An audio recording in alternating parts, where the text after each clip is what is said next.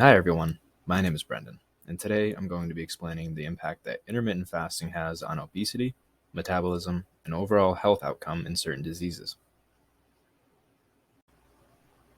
My research question for this was whether or not intermittent fasting was sustainable for long periods of time, and can it do more for the body than just weight loss?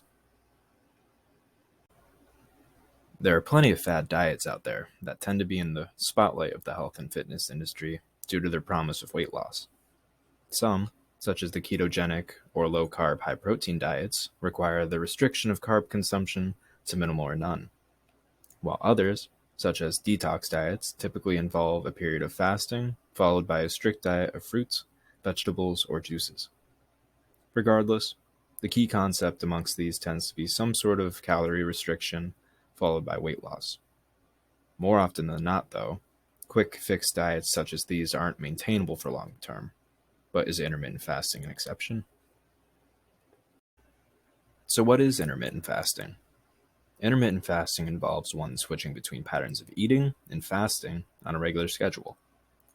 This can be used to manage one's weight or to prevent or even reverse some forms of disease. When using this technique, one can limit eating to certain hours of each day, a certain number of meals each day, or even a certain amount of days each week. A classic method being the 5-2 method. Whatever the case, intermittent fasting is simply structured eating around time frames rather than what one is eating each day. There aren't normally any restrictions of what is eaten or how much is eaten outside of the fasting periods, but that doesn't tend to be an issue when considering overeating. With all of that in mind, is intermittent fasting safe? One major concern to be aware of when considering your dietary restrictions is the safety and long-term effects of that diet. In the case of intermittent fasting, our bodies have evolved to be able to go without food for many hours or even several days at a time. You may have even heard of cases where people survive for weeks without food. They were able to survive because their bodies have evolved to be able to survive those conditions. These, of course, are extremes, but according to a study from Annual Reviews, intermittent fasting was found to be not harmful physically or mentally in healthy, normal weight, overweight, or obese adults. The same study from the previous slide did trials on modified fasting in humans, all of which were overweight or obese. These trials ranged from 10 to 110 people, and the fasting interventions went on anywhere from 2 to 6 months. In 7 of the 9 studies, they found significant weight loss of up to 8%. And in 3 of those 7, they found significant decrease in fasting insulin and fasting glucose. Fasting insulin measures the level of insulin in your body, and levels outside of the normal range can indicate diseases such as type 1 and type 2 diabetes. Higher insulin levels are also linked to insulin resistance, and this may increase the risk of heart disease. This shows that in some of the groups, fasting has been beneficial in reducing the risks of prediabetes and diabetes. Another study, done within the same report, used the classic 5-2 fasting technique, where instead of humans, rats were made to restrict their diets to 85% less than what they were used to, only on 2 days that weren't consecutive. This resulted in decreased visceral fat, leptin and resistin, and an increase in adiponectin. So what is visceral fat? Visceral fat is the type of body fat that's stored within the abdominal cavity. This type of fat is often referred to as active fat due to the fact that it can actively increase the risk of serious health problems. Some of these being type 2 diabetes, insulin resistance, and the number one leading cause of death in the US, heart disease. In the previous study, I mentioned there being a decrease in both leptin and resistin. Well, leptin is a hormone that plays a large part in fat metabolism, hunger, and weight. It's released by fat cells to signal to the brain that you've had enough food, and it also regulates energy balance and metabolism. You would think then, why is a decrease in this good? Well, overweight and obese people have more leptin because, of course, they have more fat cells. The issue, though, is that with more leptin comes more leptin resistance.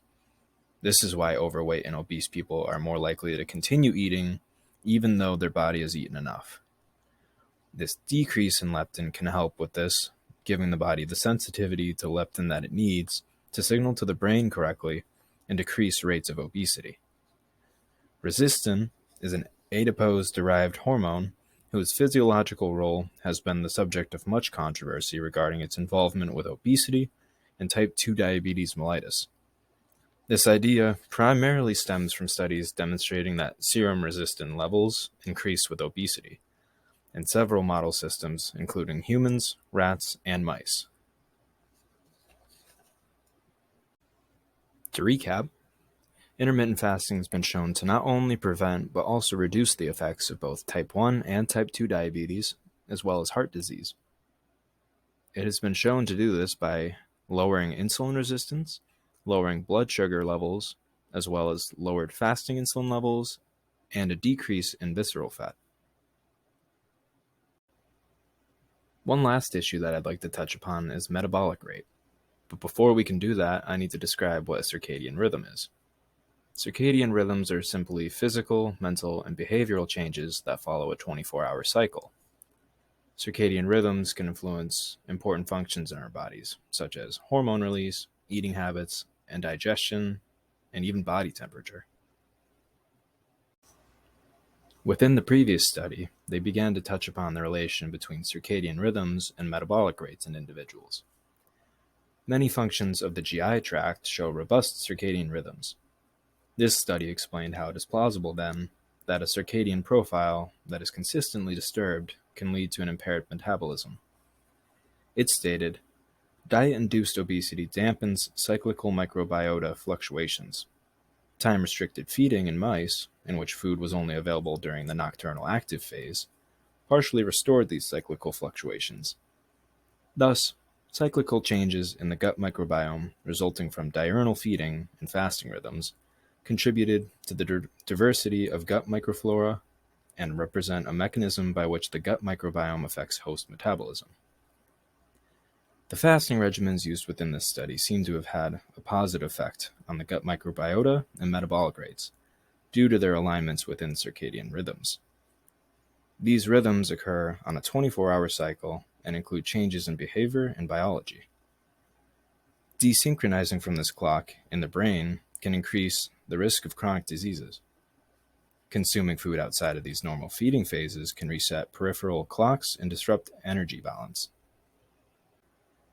Some of the takeaways from this: intermittent fasting is in fact safe.